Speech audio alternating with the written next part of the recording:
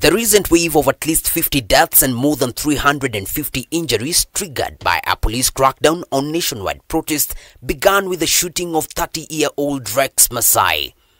Shot in the thigh, he bled to death.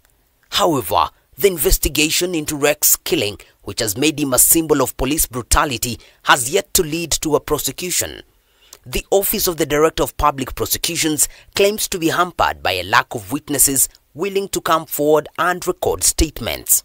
The Director of Public Prosecutions cannot throw his hands up and say there's nothing that he cannot do. The reason why he does not have those statements is because they have not facilitated an environment that people can actually report. But ushahidi ni gani tunataka saizi? Footage ziko pale town. Mpaka venye polisi alikuwa anashoot, mpaka venye Rex pale alilemewa. Kuna ushahidi ngine gani tunaweza taka? A climate of abductions and arbitrary arrests is said to have intimidated potential witnesses crucial for bringing charges. Kuna huyu kijana alinipigia simu, anaitwa George. Anaogopa kutoa inaitwa ushahidi kulingana na venye kuko sahi. Unaenda unatoa ushahidi unakuwa abducted. So mamake amemwambia asimpate akitoa hizo ushahidi.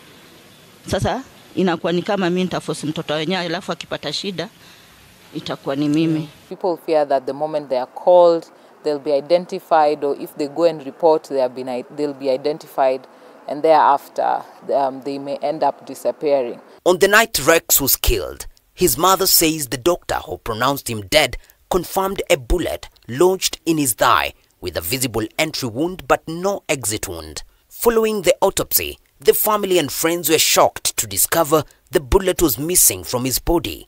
They suspect it was removed. Ati unajua mtu akishutiwa inapita nyuma inatokea mbele, hiyo ni kaili anguka kwa street. Aje na kijana wangu mwenye anamfuata alirudi mpaka hiyo spot alishutiwa, akaokota miwani zake na wallet yake hapo.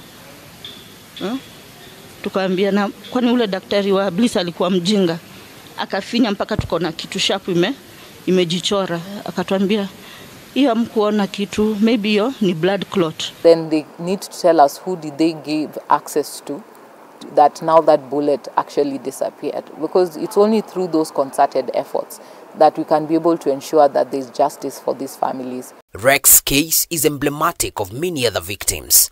The Law Society of Kenya admits facing frustrations from government agencies in documenting atrocities and human rights violations, diminishing hope for justice for victims. Tukiwauliza maswali ama tukiwaandikia barua ama tukiweka msisitizo kwamba watusaidie na jambo moja ama lingine, huwa kwa upande mwingi hawatusaidii.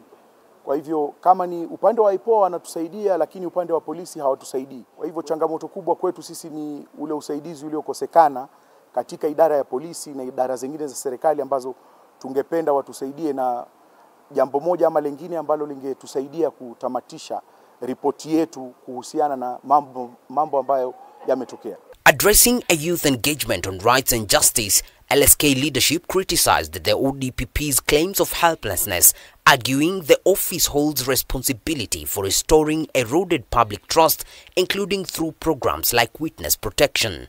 Most of these families, apart from those who even have lost their loved ones, some who have been injured, are still struggling.